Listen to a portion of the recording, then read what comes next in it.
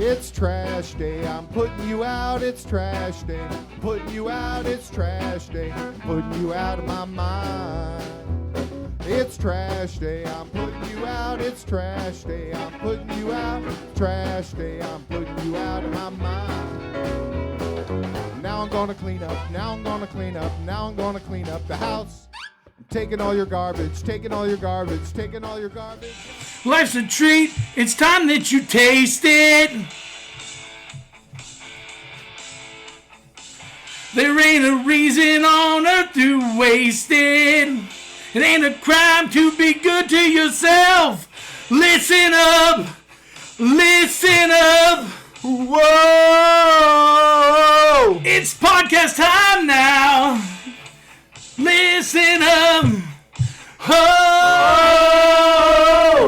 It's Can Crusher Day! First off, I want to say I'm sorry we screamed into your ear. Now that I'm looking at the levels, that's unbelievable. But welcome to Can Crushers. It's two everyday garbage men drinking beer, talking wrestling. Paul can't drink. I'm having the original Coors Light, a banquet, because it's a banquet that you're back. It's a football season kind of podcast, so Paul is done with beers for a little bit. A day and a half. A day and a half is what you're done with. Well, I know. I can't drink during the week because I have responsibilities to the youth of our nation. Unlike me. Right. I have no responsibilities. I'm a man-child myself. Speaking of no responsibilities, guess what? Round 1 of Can Crusher Legacy Tournament is over. We are on the second match of round 2. In essence, we are on the third match because there was a bye. Oh, yeah, because it was a double count-out. It was a double count-out. See you later. Real barn burner. So Yokozuna advances already to round 3. Today is Charlotte against Hector.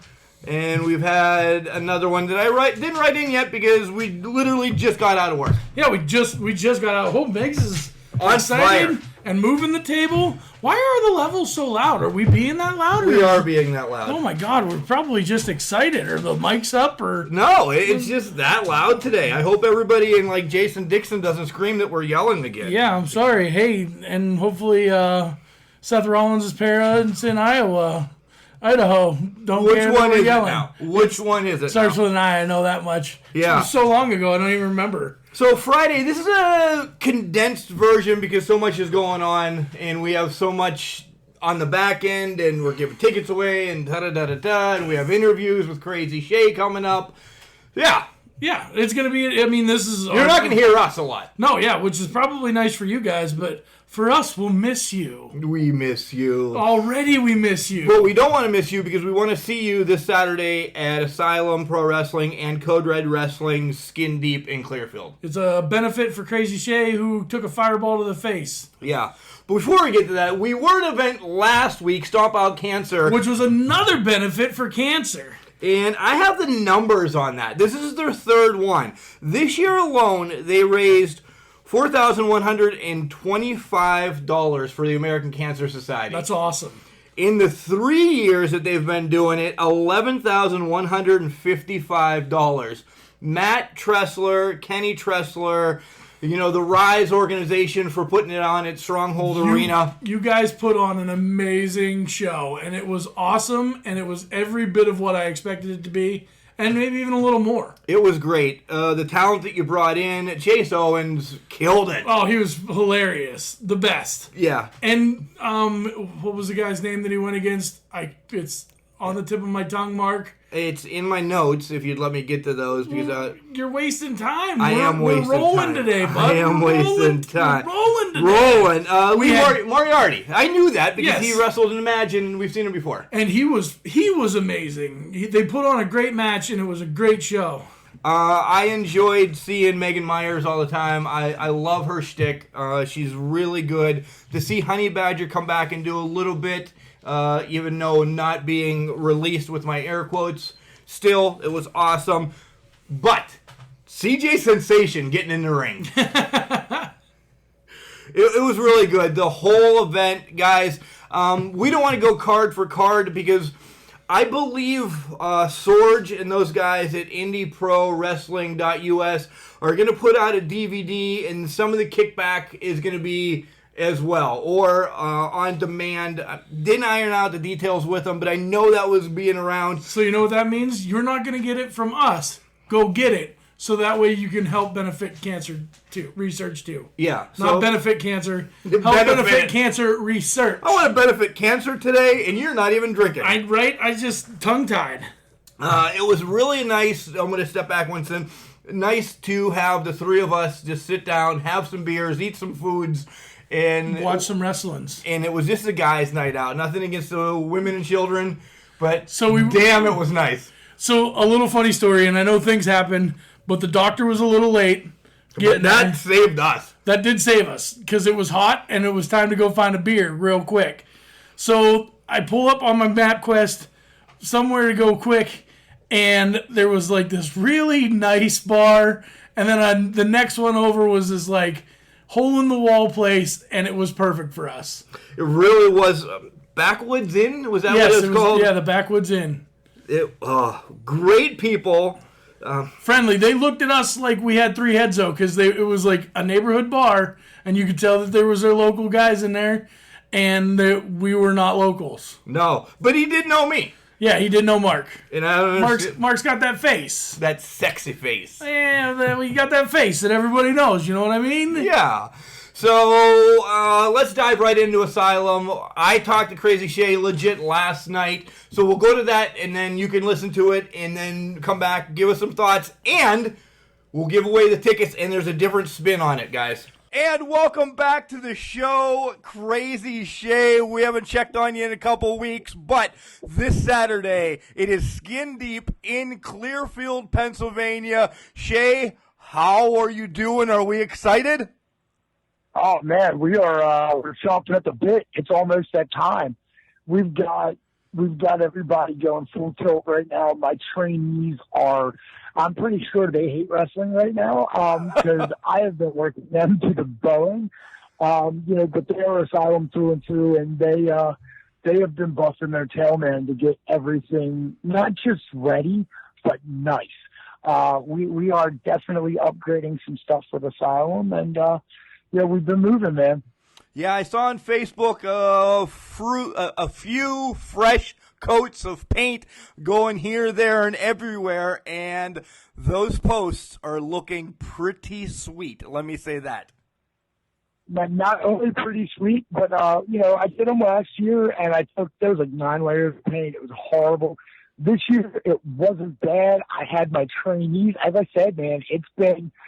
Don't get me wrong, it's been rough, but we've got through it together as a family, and we're eating dinner every night as a family at the end of the shift, and I've got 7 or 8 people that have been, just every day. Caveman, he has been killing it. It's been really good. It's always stressful putting on a show, but it's a lot better when you surround yourself with good people, and it's fun. They make it a little bit of fun. My mom came down. She's been busting her tail. We're a family unit. It's what we do. Yeah, you brought up family, and this one is a very important show as it's a benefit for your family. And let's stop for a second and talk about some of the things that are going to happen to benefit. I know the Marvelous One is doing a bake sale. There's some other things in the works. What else is going on? Then I'm going to release what Can Crushers is going to give away as a raffle, I guess you want to call it. So what else is in the hopper? Well, as you said, we are doing a raffle. There's a company out in California that has sent some stuff to us. Some of the guys have donated some stuff. It's going to be a very interesting potluck kind of deal. But as you know, we had a real bad fire accident, and on the way to the life flight, Laura hit a bear, totaling the car. So it's really been the hell of the last month, trying to get back on my feet and everything, and everybody's been amazing. It's been a interesting trip so far. But we're going to do a big raffle of memorabilia. Stuff that's wrestling related. And it's kind of going to be like a potluck deal, I'm pretty sure, because a lot of people have said they're throwing it in. Yeah, and I'll make the announcement. Our two big things. We're going to have some, I don't want to say little junk, but we have some little things to go with it. But we have two big autographs going into this. One is a WWE Hall of Famer. He rock and rolls all night, and he is half of the Rock and Roll Express. Autograph picture by Ricky Morton is going to be. That's awesome. And then, without the Rock and Roll Express, the other half, we have an autograph picture of Tom Pritchard, Bobby Eaton, and Jim Cornette to give away as well. Dude, that is awesome. That is awesome. That alone is worth it. Like, you could stick that by itself, and that alone could be a wrestle by itself. That is pretty cool, man. I can't even lie, but I know like it's not ethical to put my own dollar in for a raffle, but damn it, I might want to. Well, your mom can, right? And your mom can give them. I'm saying, I'm gonna slip a five. I'm gonna slip a five in somebody's pocket because damn, that's pretty cool, man. I can't thank you enough. I can't thank everybody enough. As I said, like everybody's come together. It's really been a brotherhood. People that you would not think, that would be there for you are, and some people that I would think would be here aren't, but the people that are here, they make it so much better, man. Without them, I wouldn't be where I am. Without you guys, I wouldn't be where I am. I mean, you guys are a big driving force in what we do, and we're glad to be back. It is our 1 year anniversary. It's kind of crazy to have to come back like this and it'd be a benefit show, but on a 1 year anniversary, we're going to try to make it special. Yeah, if it lives up to number one and number two, and let's just keep going, this is going to blow the roof off of Expo 1 in Clearfield. I have one question for you, though. Yes, sir. Are you going to be masked or unmasked? I will be masked. I will be masked from here on out for a while. My skin is still really fresh. I'm more comfortable in the mask. I've got some scars. I don't like it. And for medical reasons, man, that little bit of material, it gives a separation between my face and everything else. And if I hit my face off of anything too much, I'll bleed. Pennsylvania's got a blood law. I ain't trying to break no laws. I'm trying to, try to have some good matches. So I did what I had to do. And right now I'm more comfortable in the mask, believe it or not. When I'm flying, because I'm not allowed to be out in the sun. So the people have called the police for me for firing.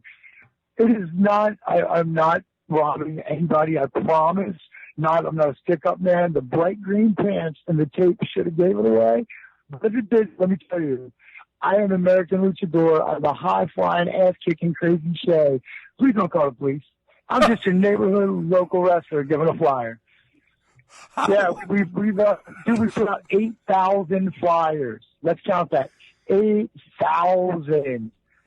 We have been, I told you, we have not been idle. The moment I got cleared, it was get up, go, rocket fuel, give me the bang, let's roll. I'm still laughing that somebody called the cops on you. That's it. Multiple. Not somebody, multiple towns. So, sorry about that, officers. I love you guys. You guys are awesome. Thank you for not tasing me. Well, while we have you, let's spill the beans on a few matches. Don't give it all away because that's what you need to get them there for. Spill the beans on some of the matches, and let's start with yours. Nyla Rose called me last night. Nyla Rose called me last night. Oh, that was an interesting phone conversation. AEW's Nyla Rose. Supposed to show up and yeah, the Nyla Rose. She called me last night. She was supposed to show up and sign autographs. And she said, Shay, I'm tired. I'm tired of just signing autographs. I want to wrestle. And I said, really? She said, I better be wrestling. I am not one to tell Nyla Rose no. And, the first female on the roster of Asylum is Laura. So I talked to Laura, and Laura says, damn right. She's never backed down from a fight. So Laura versus Nyla definitely happening. Clearfield zone taking on AEW's top woman superstar. You're not going to see it anywhere else, only at Asylum. That's unbelievable within itself. That sells tickets. And of course, Shea, you know, to piggyback, and you're a businessman, you understand. You know, announcing Nyla Rose being there in a match is just going to help your cause even more. Oh, dude, she is. You know, I've been in the ring with her on both friendly and foe side. I know what it is to be to even before she got signed to AEW, she was a force, and I knew it ever since the moment I laid eyes on her at Covey Pro. God, 7 years ago. It's been a while. It's been a long time. She's been a really good friend, and I've watched her progress, and I'm blessed to be able to say that she's agreed to work for Asylum. It's definitely a boon to the company, especially with what's going on and what she's doing. I'm no idiot. But the fact that, you know, she's trying to help out for my family, that goes above and beyond wrestling. You take off the boots, that's a person, and she's got a heart of gold. She may be the most awesome ass-kicking force in this world, but I love that girl to no end, even if she kills my fiance. You know, that's how it works. Oh, that's a good way of putting it. What else do you got? All right, so, and because that's not even the main event, man. That's just like, hey, this is what's going down. We're going to have the main event. Johnny Cross is going to take on Marcus Waters and Johnny Malloy, and this is it. This is, you know, they've both been going after the title, and neither one of them can let each other kind of have a shot at it. So we figured, all right, we'll let them all in the ring, and this is it. This is the last time those three will be in the ring together. It's time to get some new blood in, and you know, you'll see. We've got a lot of new things, a lot of new faces. I have almost 50 people that have signed up for this Battle Royal. That's exciting within itself.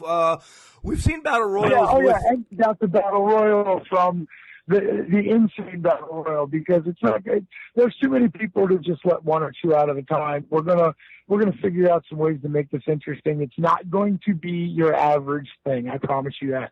It may be a little chaotic, but in the end, only one man will win, and whatever, you know, whoever wins will have a shot at any title they want. Any title. You know, any title. Wow. Anytime. If he wants, he can grab a partner and go after the tag titles. I don't care. It's a shot. Whatever he wants to do. I'm not holding anybody back. But if you want a future at Asylum, dude, the future's yours. Where do you want to take it? I'm not pushing anything to anybody. Show me what you can do. So, one question on that. Can they cash in that night and make it a four-way, or is this to be determined down the line? I'm not telling them when they can cash it in. They want to cash it in that night, so be it. I feel sorry for anybody, though. Oh, my goodness. Could you imagine if Johnny Cross were to take out both those and have to face again that night? Yeah, I don't. The odds are definitely not in the favor of Mr. Cross, but he's like me. He's a fighting champ. And I know him personally. I've known him for a very long time. He ain't going to just lay down. Not unless he absolutely has to. The only way to do that is kill him, or, you know. That's the only way to do that. Make sure he's dead. Double tap. All right. Tag team titles on the line as well? Yes. Now, we come to a very interesting crossroad here, because Asylum and Code Red, we share tag team champions right now. Riot City has managed to capture both the Asylum tag team titles and the Code Red titles. And let me tell you, there was a fight, damn near a fight from me and Fleck about who they were going to represent. And it's been determined they'll put both titles on the line. What? And in order to do that, if we're going to put both titles on the line, you got to have two more teams. So it's also a three-way as well? Of course. You know me, I'm Crazii Shea. We love them three-ways. You do. I think they called me the three-way specialist at once. You know, got a shirt, trademark. Love it. I think they did. All right, what else can we expect? One more, don't give away the card, as I said. One more, man. What if I have to give away? Well, of course. Let's talk about my match. I'm not giving away a card here. We already know it's up. We know I'm wrestling. There's no way I'm not going to wrestle at the ring. I will not be at a show and just sit idle. No way in hell. So I want to challenge. I want to show everybody that I'm back. I want to go big. I want to challenge. I want to be forced to go absolutely batshit crazy. That's what I want.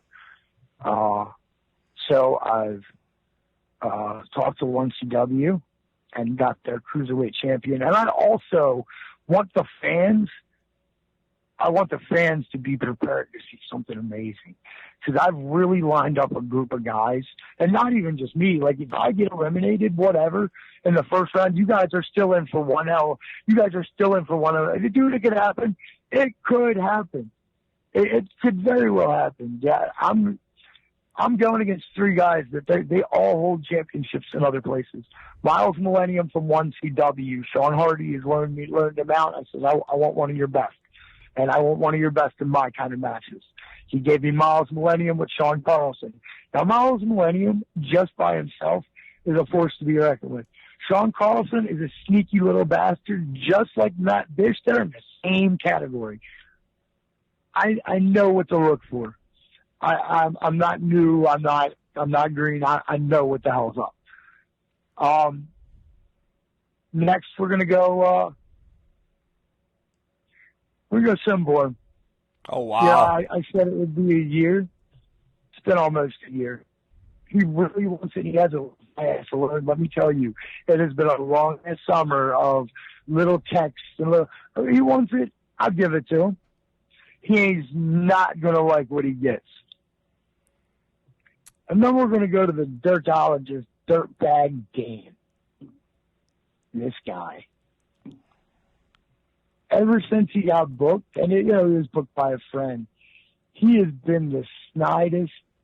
He's been a prick, let's just be honest. He's been nothing but a prick, talking about Freddy Krueger this, and, I can take so much. But there's a point where he's going to make this personal, and I'm going to single his ass out. And all I need, Mike Tyson said it once, all it takes is one lucky punch. One punch. Anybody could win in a fight. You never know. All it takes is one punch. The right spot, the right time. I've seen the littlest guy take down the biggest guy with a lucky punch. He better hope to God he keeps running his mouth. I swear to God, I'm going to make sure that he gets two of them lucky punches. I'm going to whip that man's ass he keeps running his mouth. He's good at what he does, but there's some things you don't say. And with me being the promoter, I will make his life hell. He keeps running his mouth. This will go past this. Guys, this Saturday in Clearfield, Expo 1. It's called Skin Deep. It's Asylum and Code Red Wrestling. Benefit for this man right here, but you know what? Throw the benefit out. It's going to be a knockdown, drag out, one hell of a chaos asylum style wrestling. If you're not there. Oh, yeah, this is no pity party, man. This is a party. I'm still alive. This is a party that I am still kicking ass, taking names, because all it would have taken is one breath and I wouldn't be here. I'm still with you guys. This is a party. This is, hey, I am still here. I will get back on my feet. I am the most resilient person that you know. This is not a pity party. This is a party of life. This is a celebration. Yeah. I promise you, this one will be fun. What do you mean? They've all been fun. If you haven't been to Asylum and you don't know what's going on, get your ass to Clearfield this weekend. Oh, yeah, we've got a reason now to party. I guarantee you that this one, we've got two good companies, and we didn't slack off for this one. And the talent that we have lined up for you guys, it is worthy to be on any card in any place. I am happy to say that we are coming, kicking, and screaming. Y'all hold on. This is going to be one hell of a ride. All right, Shay, we'll see you Saturday. See you Saturday. I can't wait. Stay crazy. So how about Crazii Shea announcing all that and then everything more? I mean, that it's going to be a spectacular event, and I can't wait for you to tell me some of the matches. I'm sadly not going to be there. I have pre-existing consequences of being a football player, and I get to spend the day with my brothers that I haven't seen since the spring, so... The retirement's hitting you hard. Very hard. And it's really not even football season yet for you. There's 5 title matches. There's a mega battle royal rumble that's going to happen. Like 50 people. Yeah. It's gonna. Expo 1 is going to be crowded. But the cool thing about it is we talked about with Shea, there's a bake sale. We're giving away some stuff. There's going to be more stuff given away. All this benefits Shea and Alora, and he's just a great man. He said some other stuff to me off the air that if it covers, he wants to give back as well, which is unbelievable. That's the way Crazii Shea is, man. He's a great dude, a stand-up dude. The very first thing that we went to him was for the Special Olympics. I don't know if you remember that. And it was a year ago this month. Yes. So we're on a year anniversary with Asylum, and we pulled our ticket winners out. Well, so that's the thing. If you didn't see our Facebook Live, Crazii Shea called us and in true Crazii Shea fashion said, hey, listen, I don't want you to do it the normal way. I don't want you to just give away 2 tickets. I want you to give 1 ticket away twice.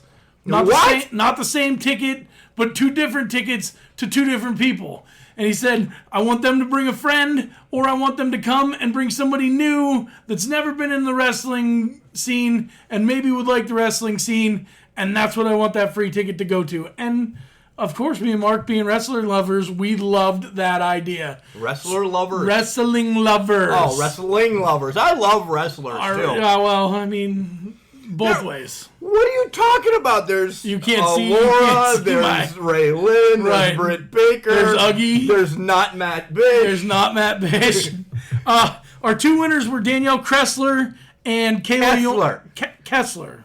I'm putting the R in the wrong spot. You're putting 2 R's in. I'm a pirate today. Danielle I'm a big dumb Kressler. dinosaur. And Kayla Yorns are our 2 winners. So, and we have 1 in the hoppa in case one of you 2 beautiful people can't make it. Yeah, so you'll be contacted again, and let me know. It's this Saturday, Expo 1, Clearfield, Pennsylvania. You know, I had just gotten that Kiss song out of my head, and then we sung the intro. Is it really Kiss or is it Poison? That's Kiss. All right, just making sure. Yeah, dude. Whatever. I'm not a Kiss fan. I actually hate Kiss. You don't like Gene Simmons with his tongue? No. I figured you liked But tongues. my big best cousin, Big Rob, loves Kiss. Was a huge Kiss fan. OVW is coming up. OVW! It's now time for your OVW report. 1,044 continuing to just blow things out of the water. They really are. And they start hot. They start with the TV gauntlet match right off the bat. And it's Dustin Jackson against Chase Destiny. Just going by Chase anymore. He's dropped to Destiny. Both of them are former Can Crusher alum. But this match is back and forth, and Dustin gets the win as he hits a knee to the face. Chase, done. See you later. Out comes Dapper Dan to take on Dustin, and Randall makes his way out as we've seen this feud between Randall Floyd and Dustin Jackson, and Dan gets a quick roll-up from behind to move on. Then Randall jumps into the ring, and it's Randall against Dapper Dan. Let me stop for a minute and say I'm so happy to see Dapper Dan back. He is a dastardly, devious type of guy. Wins on any way possible. He's an older Drew Hernandez, if you listen to the Drew Hernandez conversation that we had. But Dapper, once again, gets the win because Dustin now is causing issues for Randall Floyd. Out comes Jay Bradley, your current OVW television champion and half of the tag team champions, but he doesn't come alone. The rest of the legacy of brutality comes out, and Dapper Dan was part of this at one time. So they're all thinking, oh my God, they're just all going to come together and be a huge, massive group taking over OVW. It doesn't happen. All of them gave him a thumbs down, boomstick, and Bradley moves on. And Bradley moves on to take on the returning Leonis Khan. Khan comes out on fire. You think that he's going to possibly be your TV champion. He just got out of jail recently. Now he wants his OVW tag team titles back. Jay Bradley's part of that. Nonetheless, the whole legacy gets in and just starts beating on him. Bradley gets the win. Maximus Khan comes out, and King's Ransom just are left laying at the end.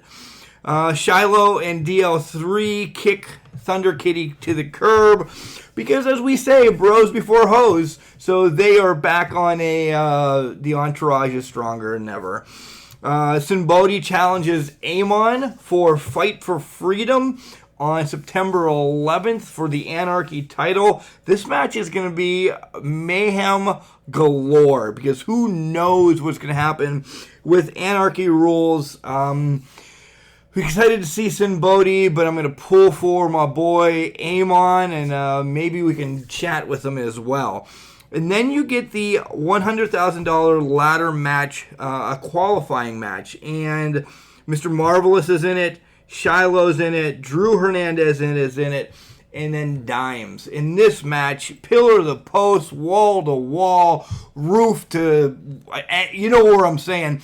This match was all over the place, and Dimes looks like he is going to get the powerbomb from Drew and get wiped out. But after Shiloh and Maximus are just worried about themselves on the outside, Dimes turns it into the randomest change maker I've ever seen. You know, he's up in the powerbomb position, weasels his way out, and boom, hits the change maker out of nowhere. And boy, Dimes the first entrance in the $100,000 ladder match.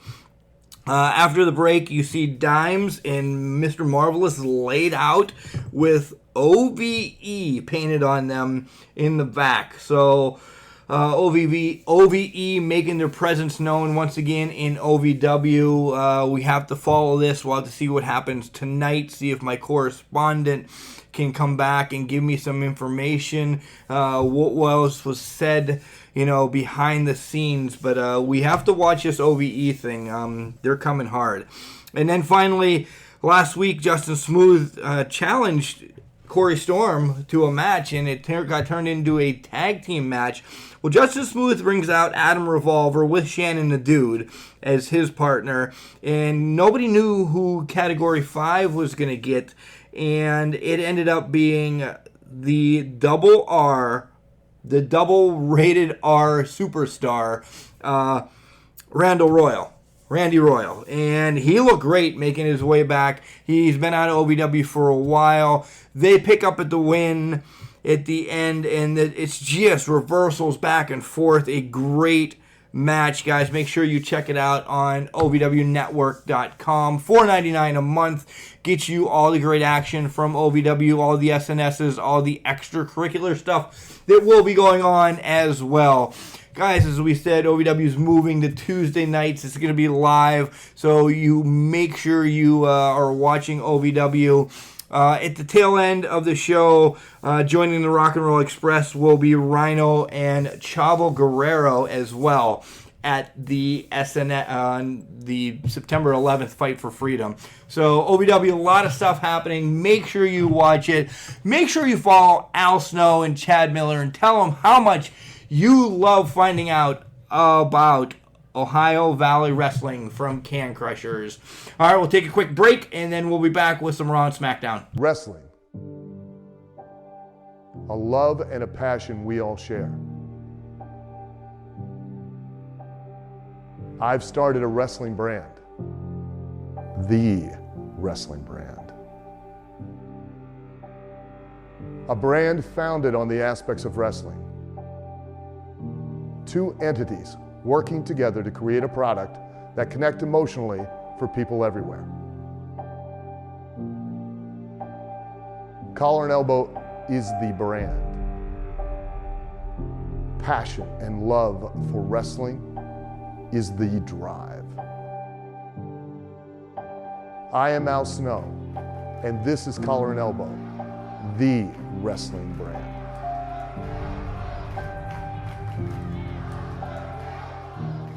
Hey, this is former WWE superstar Duke the Dumpster Drosy, and you are listening to the Can Crushers Podcast. I'm still on a high about giving those tickets away, talking OVW, September 11th, Fight for Freedom. There's a lot going on.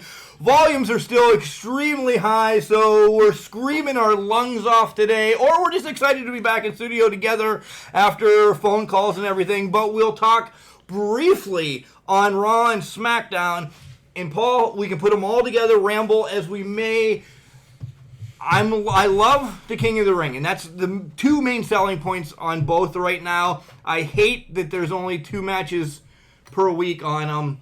Get the first round over, save the rest for Clash of Champions. Well, it's not a true King of the Ring. Do we have a little bit till Clash of the Champions? Yeah, but it's just lingering. You win a tournament, we always look at the Super Indie, or we look at old school King of the Ring. You win a tournament in one night, it solidifies that you're one of the greats. Right. And if you win a tournament over 6 weeks, great. You wrestled 6 matches over 6 weeks. I can do that. But just think, when they did the Best in the World tournament, they did that all in one night, too. Okay.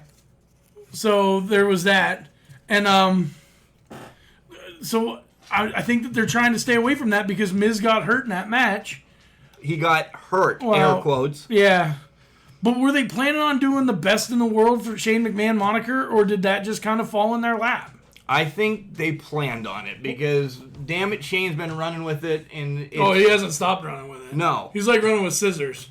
I'm hoping he trips and falls, but it's never going to happen. Right in the jugular. Nah, not in the jugular. Why do you always want people to die? For the gigolos and the jugulars. For the jiggalettes. Oh.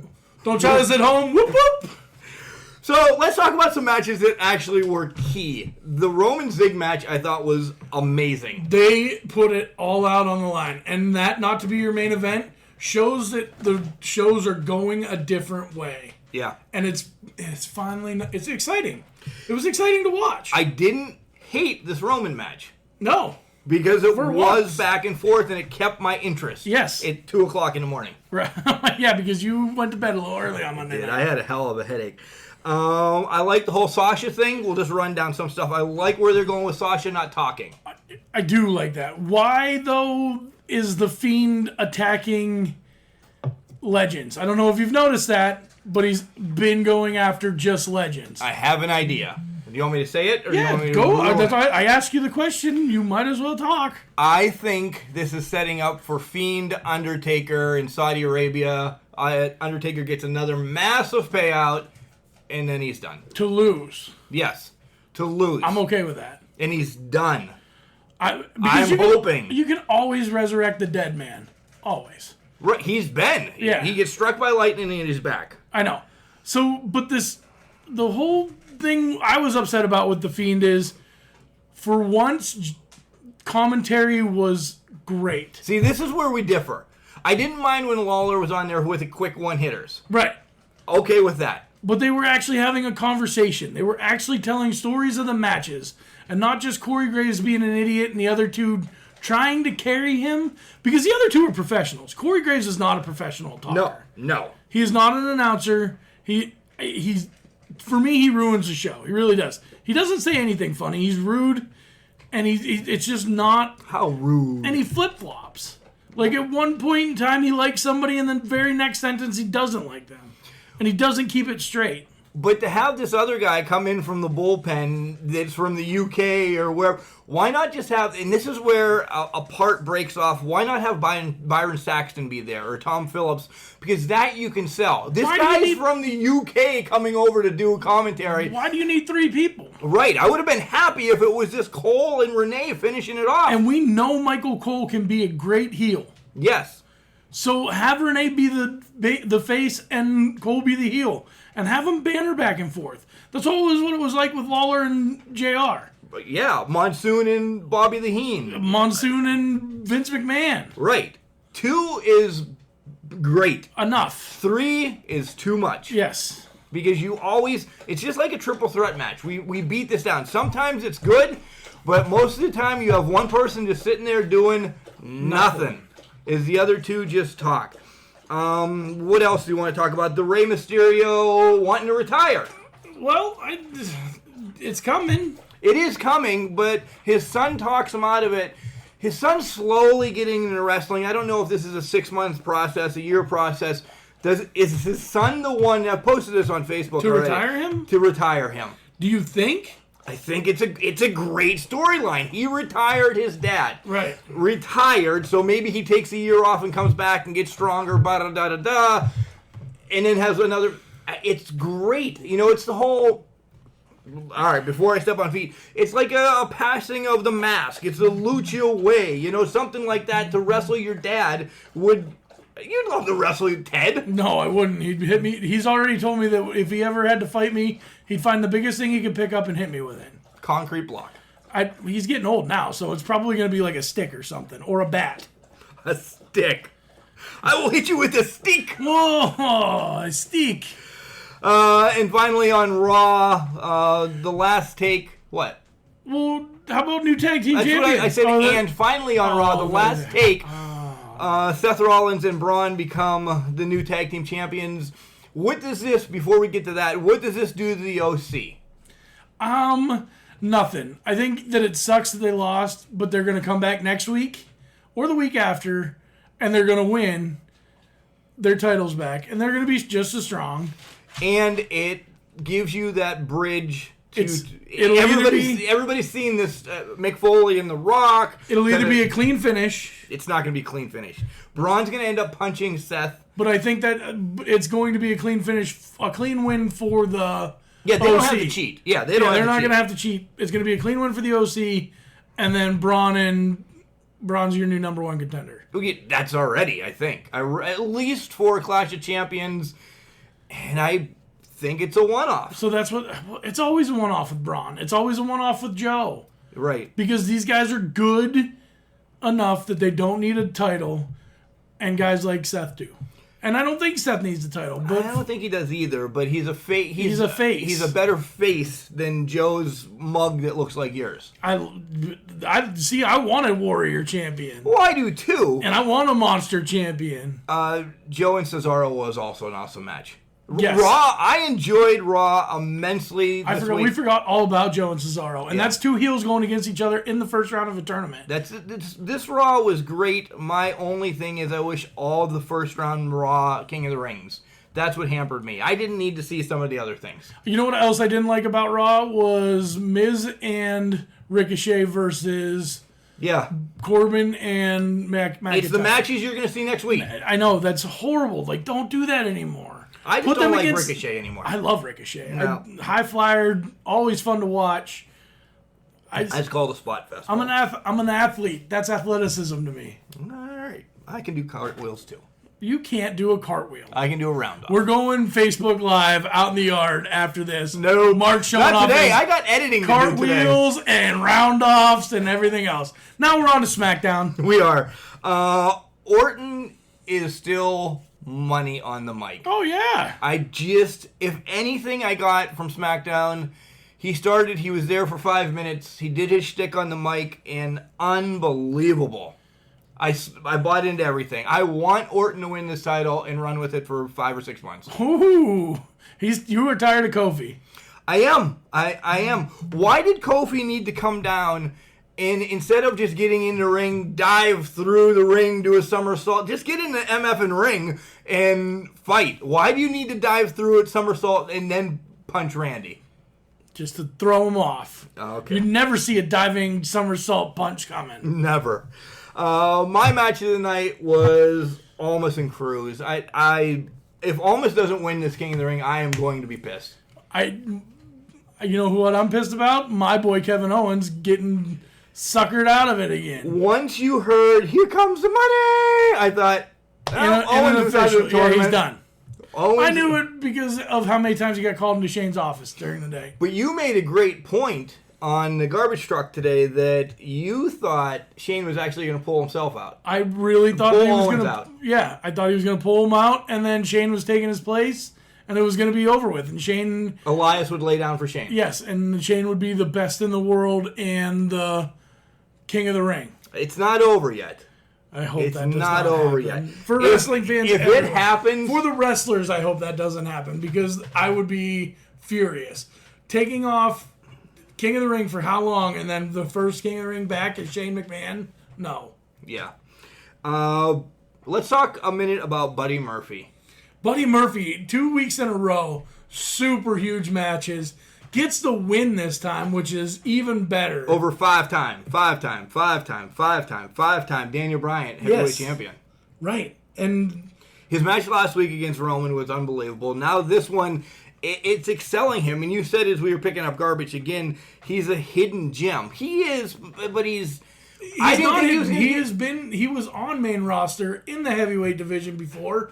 He cut the weight, got down to 205, was a stellar champion down there, like Stud Muffin, like Cedric Alexander, not Cedric the Entertainer. Cedric Alexander was a stellar champion down there, and now he's back up in the bigs, and he's got what it takes to make it. I think he does, and they're giving him a slow but losing streak. Oh, you won a big one. He's going to lose again next week. You think he loses again next week? I love this. It's a subtle push. They're probably going to give him Rowan next week, but I think that's when Roman Reigns comes out and saves the day, and Buddy Murphy gets the win because of it. That's a good point. And to end SmackDown, we see Rowan's twin brother, Raymond. Bowen and Rowan.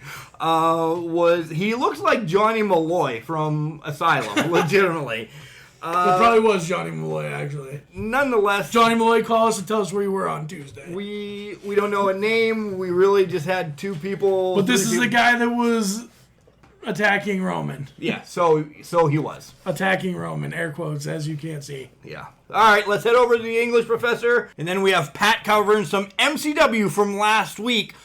Big news here, and I'm pretty excited. And then we'll wrap it up. In one night, Bret Hitman Hart turned a back suplex from the second rope into a pin on Razor Ramon, reversed an inside cradle on Mr. Perfect, and jumped on Bam Bam Bigelow's shoulders for a forward roll on his way to becoming the WWF's King of the Ring. Although this was the first King of the Ring pay-per-view, there were several tournaments in prior years that crowned other kings, including the first tournament from 1985, which ended between heels Iron Sheik and Magnificent Morocco. Harley Race won a King of the Ring tournament, maybe even two according to commentary from Vince and Jesse Ventura, which is why he had a crown and a cape. Race defended his kingdom like a title, and when the Hulkster smashed him through a table on Saturday night's main event, putting Handsome Harley on the shelf, Bobby Heenan took the cape and crown and gave them to Haku, a member of the Islanders who was suddenly a singles wrestler after Tama and Stevie Aoki left the WWF. Duggan was also a King of the Ring because he pinned Haku and took the cape and crown from him. Macho King Randy Savage beat Duggan, which made him a King of the Ring, which was different than the King of the Ring tournament Savage won a couple of years earlier. The continuity of the WWF's King of the Ring can be more bewildering than following multiple Hawkmen in a DC reboot. Nevertheless, the King of the Ring tournament has always been a fun change to the usual routine. Each year, aside from a pretty entertaining one-night tournament, the King of the Ring pay-per-view would launch new stories and angles. Bret Hart was a former world champion looking to regain his title. During an interview on Superstars of Wrestling, the Hitman went down his hit list. He had a bone to pick with the narcissist who had blasted him with his iron-loaded forearm. Yokozuna beat Hart for the belt at WrestleMania 9, and Hart wanted a rematch, even though the Sumo Grand Champion lost the belt to Hulk Hogan about 2 minutes after winning it. And what about the Hulkster? The Hitman called him out too. But after winning the crown, scepter, and cape, Hart was attacked by another king, crowned in another promotion, Jerry Lawler. Lawler's brutal beatdown on the newly coronated king put all other feuds on hold as Bret Hart, his brother Owen, and other Hart family members waged war on Lawler throughout the WWF and Memphis. The following year, with the siblings fighting amongst themselves, Owen set out to prove he could do anything his lousy, stinking, no-good brother Bret could do. And he did. Owen turned a sunset flip from Tatanka into a pin when he dropped his knees on the Native American's shoulders, using the same move the British Bulldog used to beat Bret Hart at Wembley Stadium. In the next round, Owen used the hold his older brother made famous, the sharpshooter, to get the 1-2-3 Kid to surrender his spot in the coveted tournament. In these first two matches, Owen told a brilliant story which showed determination to break out of Bret's shadow and a willingness to win on his own. And the parallels didn't stop in the first two rounds.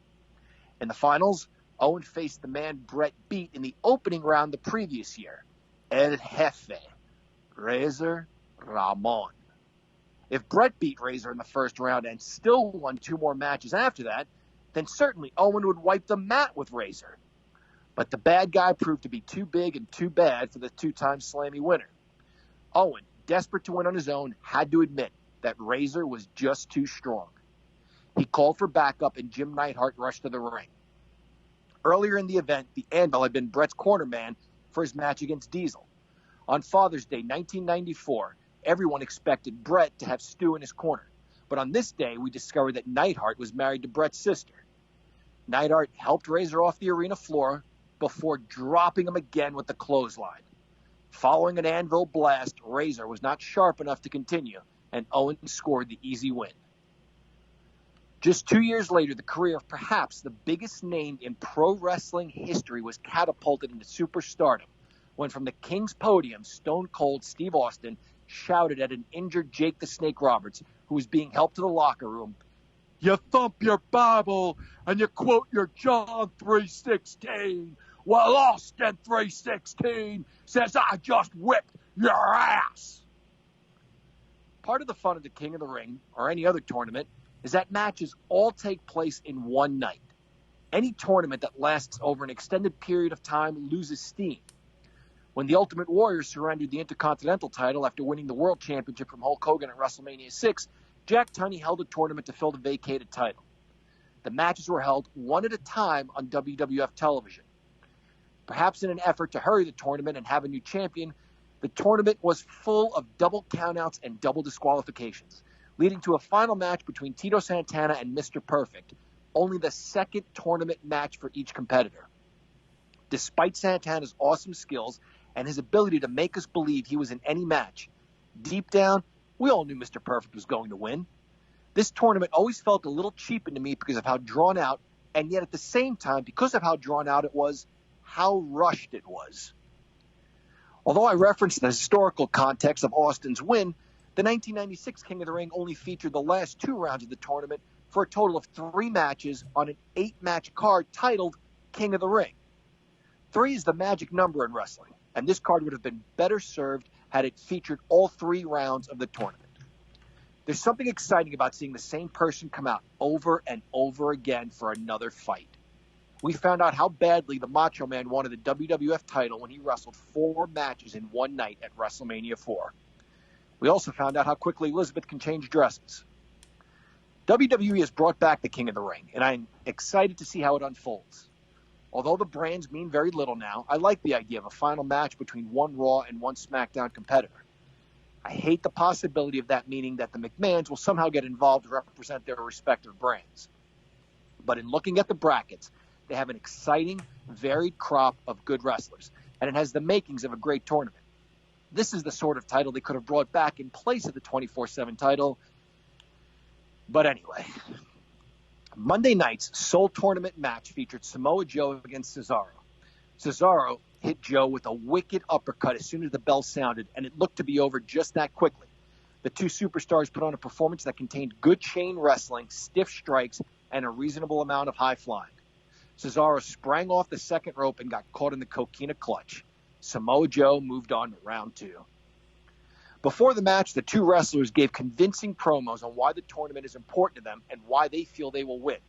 A tournament has always been the sort of competition that wakes wrestlers up a little bit. It's more than just about beating one opponent. It's a chance to prove superiority over a slew of competitors. The only thing this tournament has going against it is that we fans are a little in the dark on how it will proceed and when it will conclude. On a 3-hour show, with the WWE's focus currently being the King of the Ring, I would have expected more than just this one tournament match. Part of my concern is that this tournament will lose interest. I'm also concerned Vince will lose interest and scrap it with no conclusion. In today's English Tip of the Week, we'll look at irregular verbs. Last week, we studied irregular nouns. This week, we'll discuss irregular verbs. Typically, a verb's past tense is formed by adding ed to the end of the verb. For example, the past tense of drop is dropped. The Iron Sheik dropped the belt to Hulk Hogan. But what about irregular verbs that don't change to the past tense so easily? Some irregular verbs remain the same, whether they are in the past tense or the present tense. An example of this is bet. Bet is the present tense. I bet you Andrade wins the King of the Ring tournament. But bet is also the past tense. When the $1 Million Man was sure he could beat Dustin Rhodes in under 10 minutes, would you say Ted DiBiase betted he would win in under 10 minutes? Or Ted DiBiase bet he would win in under 10 minutes? Since bet does not change from the present tense to the past tense, the answer is bet. The $1 Million Man bet he could beat Dustin Rhodes in under 10 minutes. Cling is an irregular verb. As Shawn Michaels held onto the cell, Undertaker stomped on the Heartbreak Kid's fingers. Eventually, Michaels fell off the cage and through the announcer's table. Cling is an irregular verb. Would you say the boy toy clinged, clanged, or clung to the cage? Since it's an irregular verb, you can't just add ed to the end of the word. And clanged is just nonsense. So the answer is clung. Shawn Michaels clung to the cage. Give is an irregular verb. When Andre the Giant beat Hulk Hogan and then surrendered the belt to Ted DiBiase, would you say Andre gived him the belt, gave him the belt, or gaved him the belt? Again, give is an irregular verb. So gived won't work. Gaved makes my skin crawl, so we are left with gave. Andre the Giant gave Ted DiBiase the World Championship belt. And with that, class, You're dismissed. And welcome back to the show, the Rated X Can Crusher. Pat, you got to go to an event at MCW this past weekend, and we'll get to that in a second. And I'm jealous for the freaking, first of all, again, the food pictures you were sending to me. Then you hung out with the Briscoes. You met Gia Scott that we're going to have on the show in the near future. We still haven't figured out the details, but good move on that, Pat. Thanks, Mark. How's it going? It's going great. Yeah, I had a lot of fun. Food was great at the Town and Grill again. I'm a little bit disappointed they didn't have the mussels, but whatever. Maybe go out of my shell and order something different. And that food was, I had wings and those crab meat fries, and they were great. Those are delicious. Those are actually the number one thing that I'm going to go back for, and then the mussels. But that's not what I wanted to banter about. How about this Can Crushers Legacy Tournament that we have going on that we started at your house a month and a half ago, and we're finally into round 2. Do you have a favorite yet? I don't have a favorite because I like a lot of them. I was a little disappointed that Tessa didn't go any further. A couple of people dropped out that I thought was going to go further, but it is what it is. But I'd have like multiple favorites, I think, because I like a lot of them. It's hard to pick. Week in and week out, day in and day out, the votes are getting tougher. And some of these matches, folks, we're going to put the tournament bracket online now so you can actually follow it. The first round we never give away, but now you can actually follow where it's going to go, where your favorite wrestlers are going to go. We'll put that up tomorrow so you can see it. But you're going to have matches like Bret Hart against Alberto Del Rio. It's happened, but it's now Can Crusher style. And then you have Randy Orton against Bray, The Fiend coming. We're just throwing everything against the wind here, Pat. Yes, you guys are. It's just crazy. It's just unbelievable matches that happen even in the first round. It's now in the second round, you don't know what's going to happen. All right, let's get to the old show that you went to. MCW Future of Honor is what it was dubbed, right? Correct. And then I went to food, got the food, and I ran across. I think it opened at 6:30. I got there maybe like 6:45. I walked in, and there was people in line all the way lined up for getting inside the arena, I guess to get their seats. And I look over, and I see like guest appearances, and I don't see anybody in line. And I talked to the guy. I was like, is that where the Briscoes are going to be? And he's like, yeah. And I'm like, there's no one in line. I'm like, that's crazy. I'm like, I'm going to stay in line. I'm like, I'll get in the arena later. I'm like, whatever. Yeah, you just had a general admission seat, right? Yeah, I just got general admission. I didn't go for front row or nothing. I'm not worried about that stuff. The arena's small enough you can see anywhere. Right. All right, go ahead.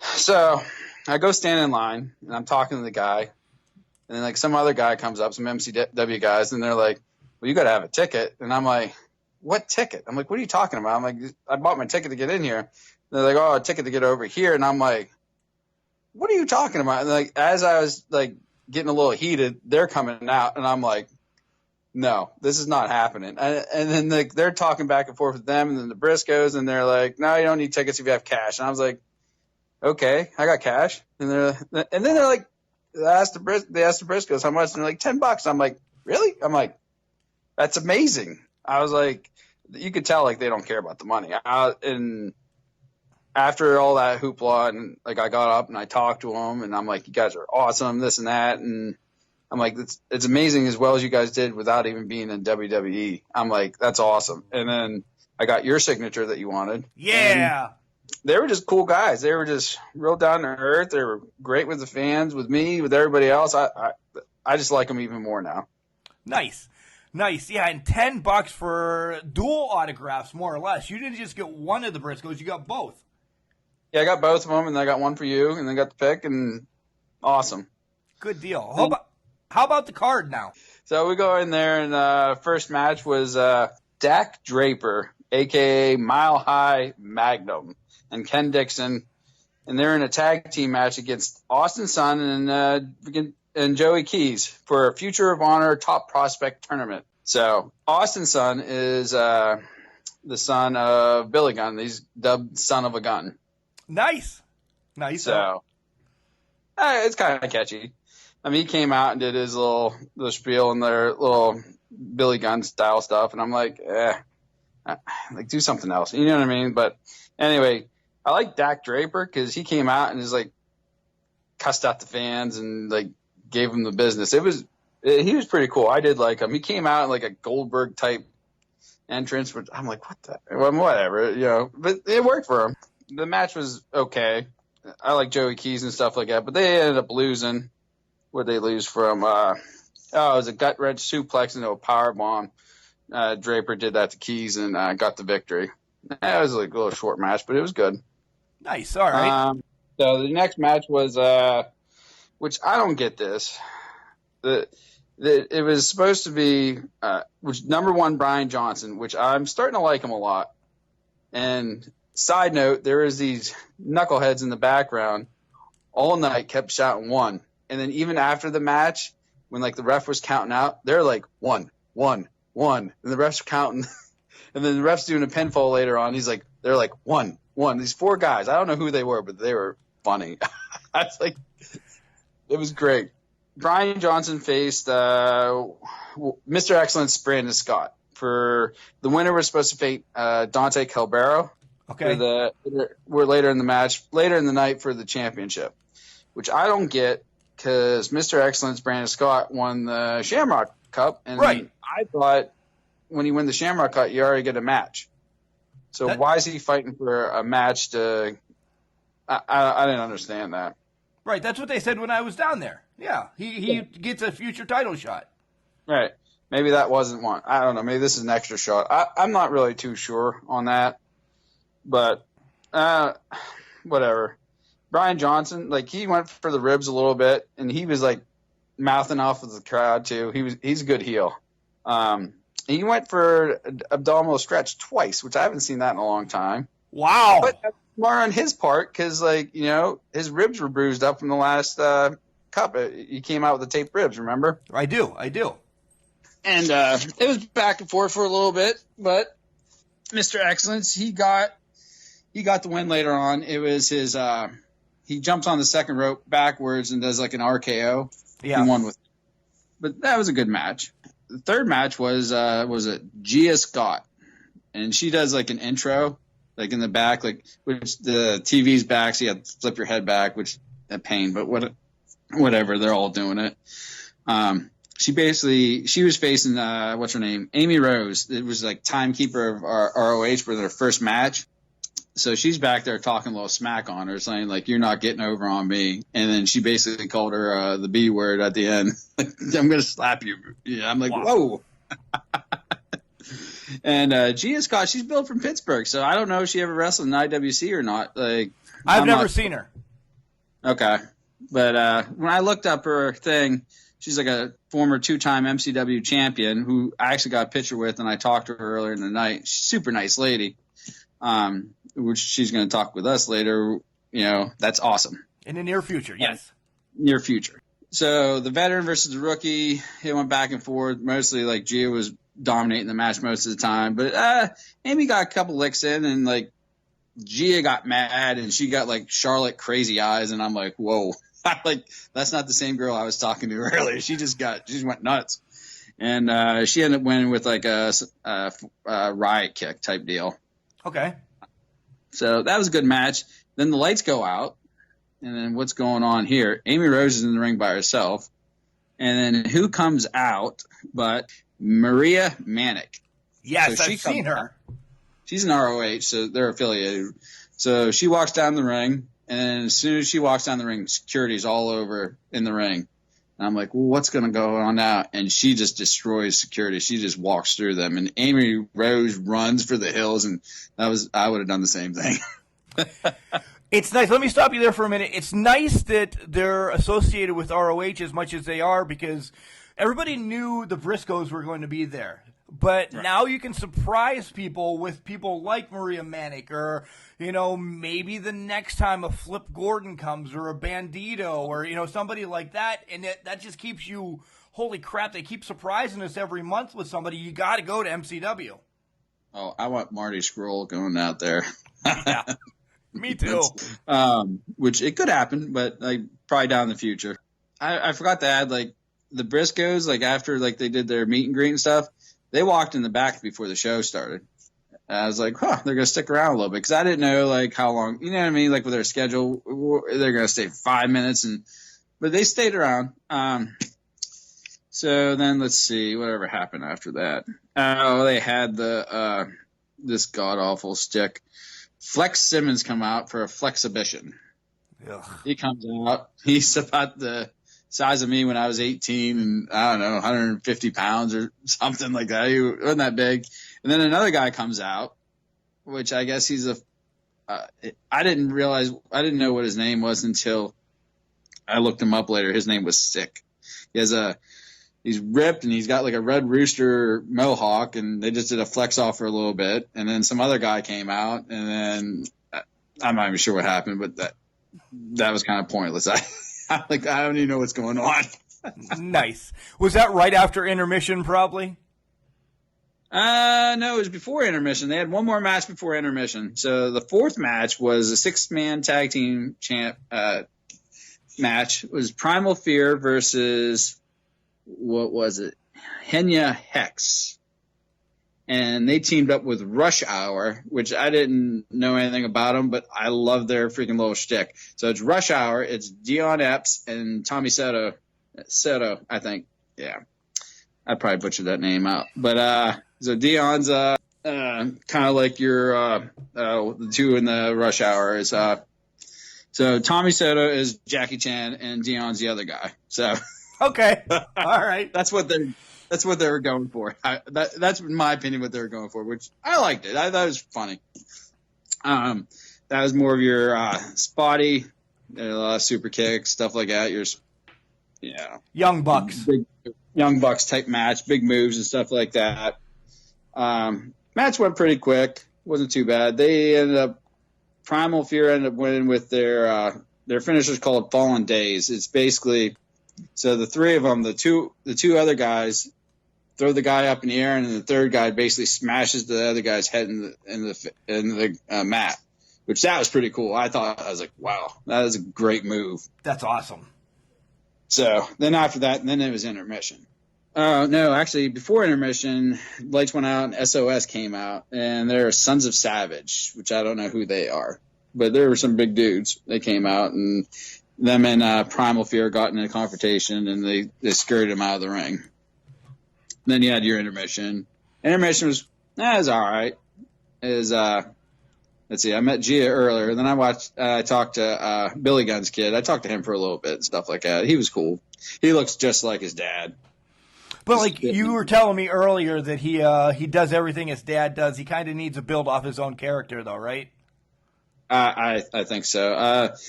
I think if he like save a couple of his dad's moves for like a big finish or something like that, or maybe like pulling it out if he really needs it or something like that. Because like during the match, like he did like the the suck it signs, and like they're like throwing the guy's head in the thing, and he's like, suck it, suck it, suck it, suck it. And I'm like, and then he starts laughing, and I'm like, what the heck? And then he does his dad's punches, and then he's like, oh, Road Dog, and he was going to do the Road Dog thing, and then he got caught. So yeah, he needs to really like maybe get away from that or something. I mean, I like the son of a gun thing, but he needs to do some of his own moves. Maybe he should come out as a smoking gun instead, right? Oh yeah, that's good. I haven't heard that. About. No, sorry. Go ahead. No. No, I talked to him, and like the Briscoes there for intermission, and went back in. They had they went right back into Eric Martin. He's half the tag team champs. He won the champion. Him and his partner, the Saviors, won the championship when at the Shamrock Cup. So he was versus it's pronounced Rio. And I was like, well, I got to write that down because I'm not going to remember that.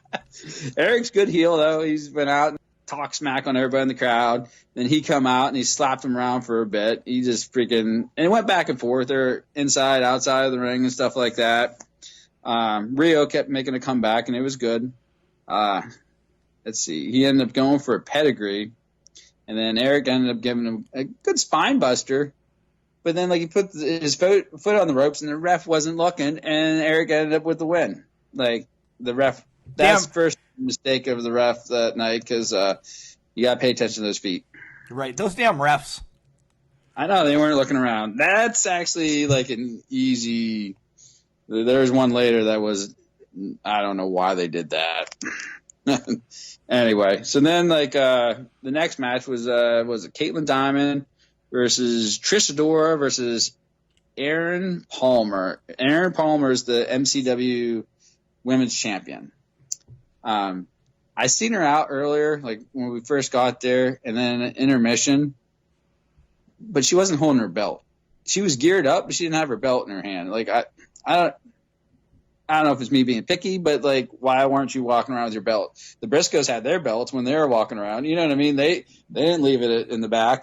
That title sells a little bit more for you if you want autographs and stuff like that. People love taking pictures with titles. And I do like the belt. It's like a nice blue belt, like the old IC belt was, but like back in the day. Yep. So it's a nice belt. Like, why wouldn't you want to walk around with that? Touche. Anyway, let's see. Caitlin Diamond, she's trying to get like Trish to do the double team against Aaron, and then later on she tries to do Aaron to do the double team against Trish. It was a real quick match. I thought it was a little bit too quick.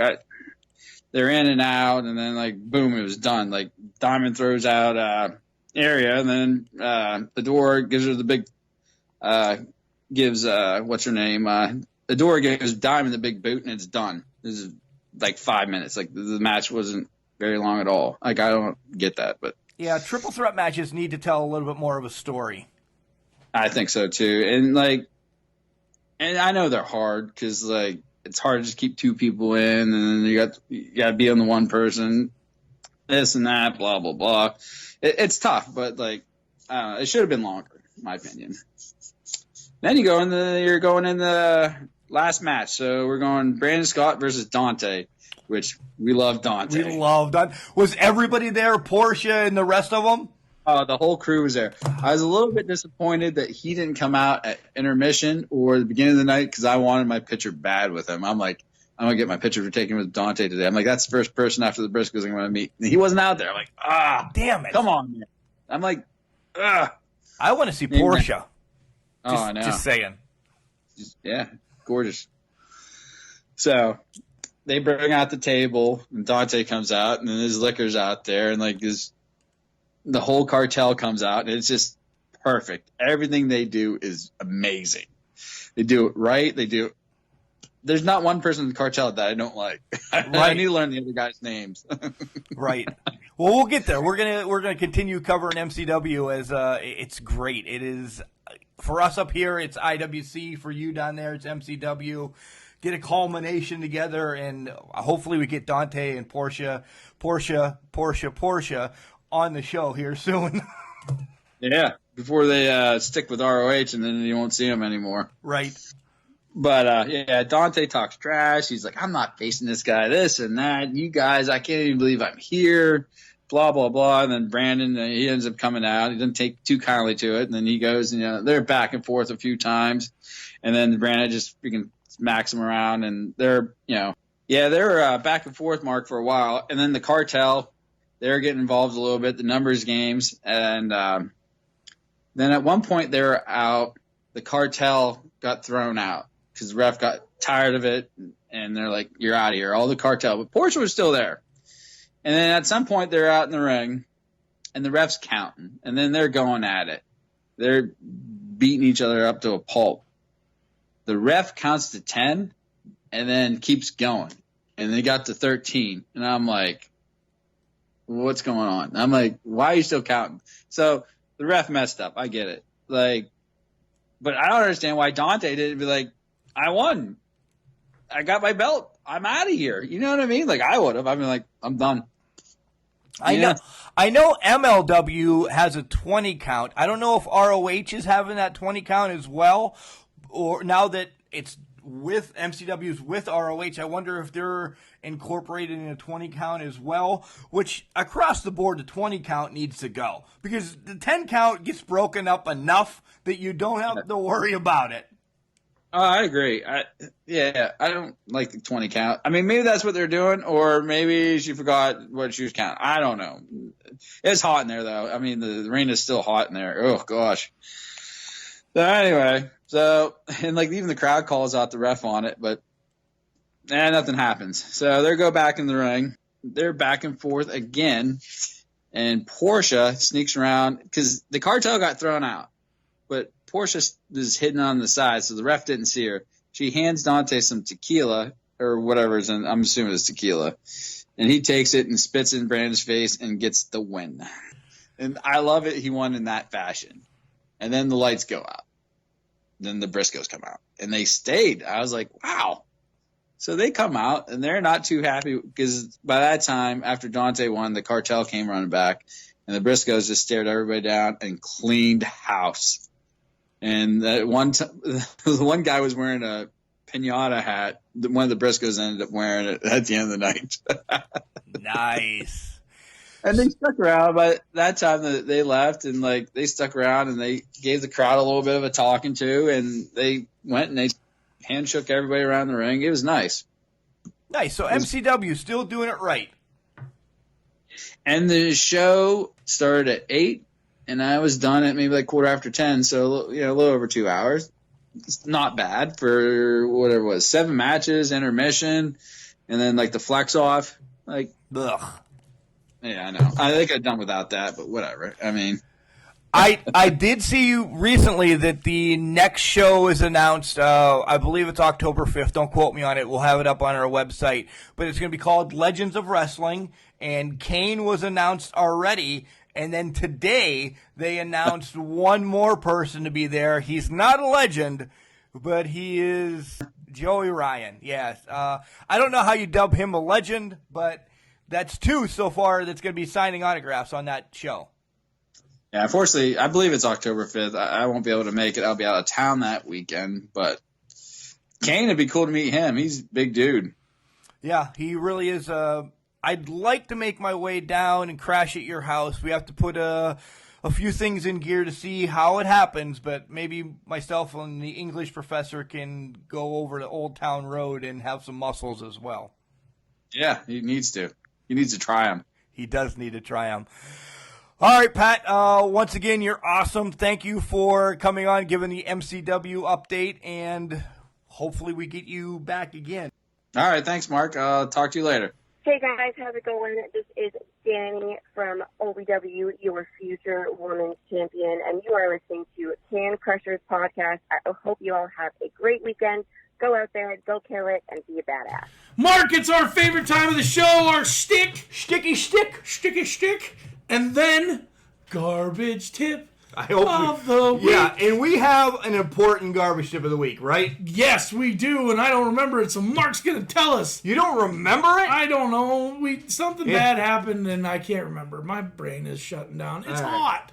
My brain swells. It's hot in here. Oh, we had somebody email us. Jamie Schneider, and was like, "Hey, what was that printing company place you guys use?" And I'm like, "Pro Printing and Office LLC, 814-834-3006." Not David All. Not David All, but his mother owns it. So call his mom. Be like, "Hey, are you Dave's mom?" Because the two crazy can crushers are like, "Hey, we need stuff printed, so that's who we should call." And he didn't get any books printed from Pro Printing and Nope, Office. just wedding. And I didn't get my wedding invites either.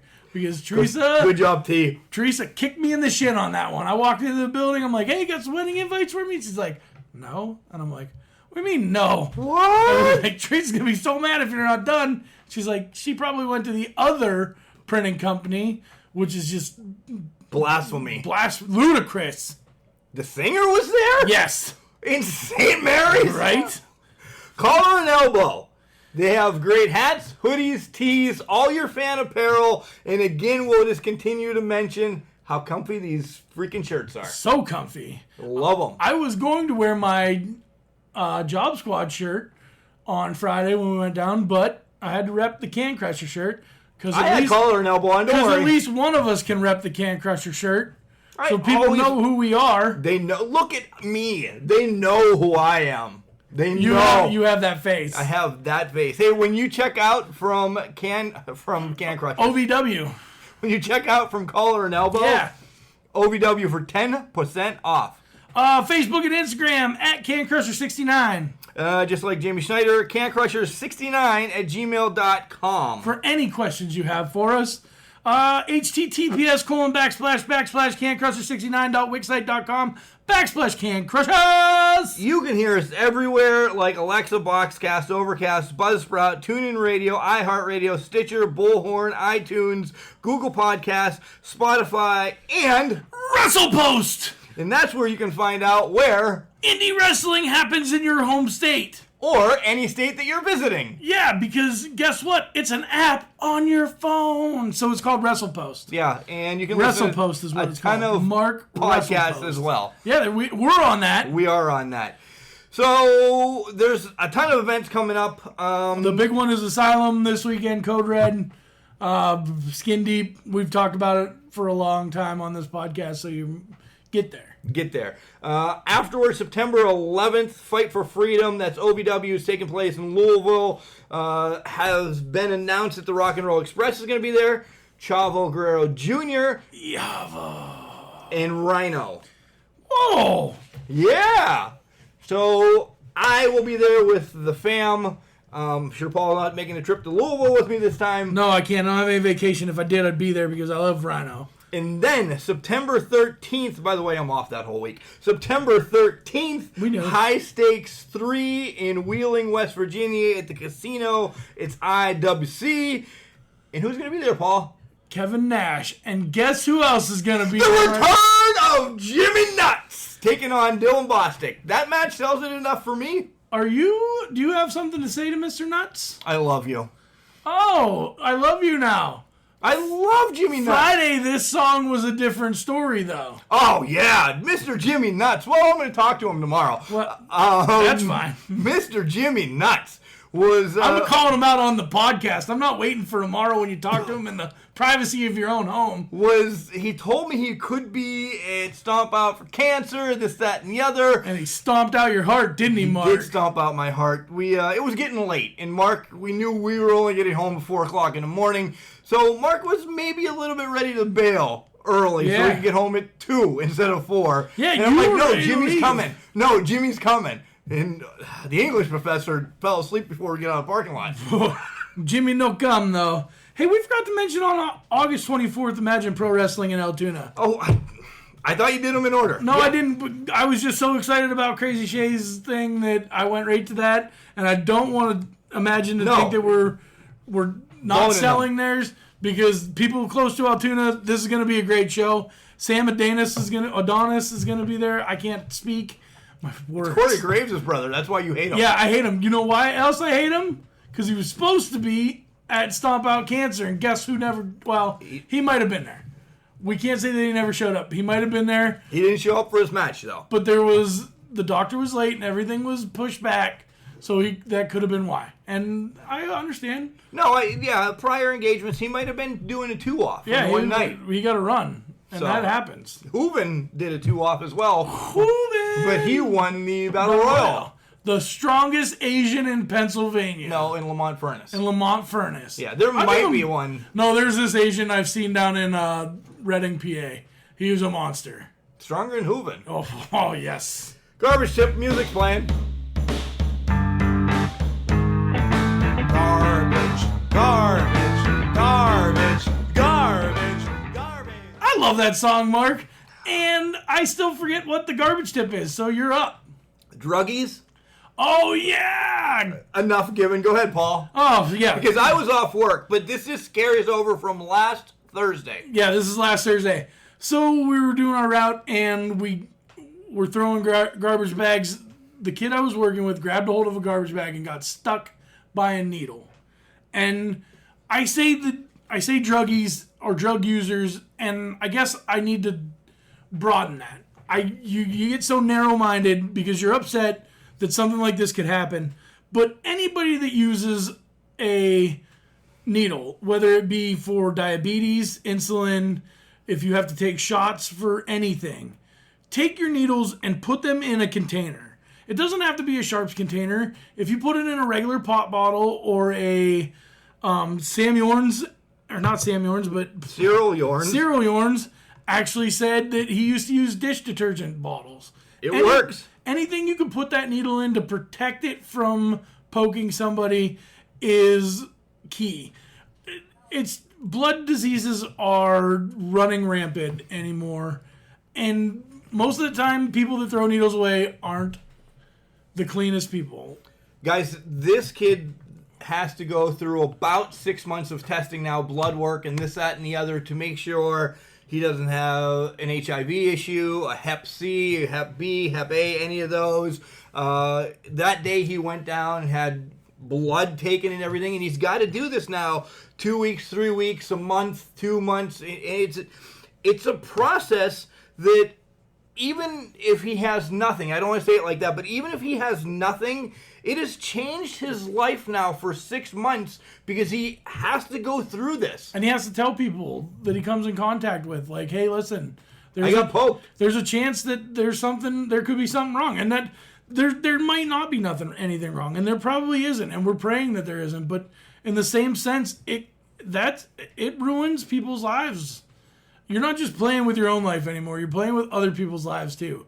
And when we give you these garbage tips, it's most of the time it's to protect us because it's crazy. But this one it hit home like quick, hard. Yeah. Because all day you just in the back of your mind you're like, what if that was me? And that sucks. Yeah, the way that we grab garbage, I mean, and it's not that just because he grabbed it like that. What if he was swinging it and got poked like you did from something a couple weeks ago? Yeah, got stabbed by a piece of glass or something. I don't even know what it was. So, guys, just cover that stuff up. Glass, needles, anything that could cause us danger or a kid walking by. Kids play with garbage sometimes. Kids are not smart. Everybody was kids. They're curious. That's a good word. George. They're curious, George. So they play with stuff that can fall into it. Just cover your needles up. Cover anything sharp up. Make sure everything is protected. And write notes on it. Hey, listen, there's a needle. There's needles in here. It takes you 10 seconds to write a quick note. And tape it for another 5 seconds. Yeah, tape it on the bag. And we appreciate it immensely. We do. Guys, from the bottom of our hearts, there's been a ton of new subscribers, listeners, and everything. We want to say thank you. Thank you and welcome. Grow. Yeah, welcome. And keep listening. We're killing it because you guys like us. Why? I have no idea. We're funny sometimes. Sometimes we get serious. And sometimes I got misty today twice. And sometimes we drink a lot of beer and the podcast makes no sense. And so that happens a lot during Christmas time and when it's really hot out. Right. And we get a good beer. Oh, speaking of good beers, I was at Otto's pub. That place is amazing, yes, by the way. I had 2 great beers. Apricot wheat? Nope. That's my favorite, though. Oh, that's your favorite. I had a cherry birch wheat, which was awesome. Delicious, sounds like. And then I had another one. I can't remember what it was. It was a chocolate stout. A chocolate coffee stout. Thick? Thick like a milkshake, bud. Did you bring all the girls to the yard? Yes. Teresa was like, I want milkshake. Guys, just go to Asylum this week. Yes. Really. Or if you're in Imagine. Altoona, imagine. Yeah. And remember, just because you're trash doesn't mean you can't do great things. It's called a garbage can, Mark, not a garbage cannot. He did it without the notes. I did it without the notes. I can't believe it. It's on the back of the page, though.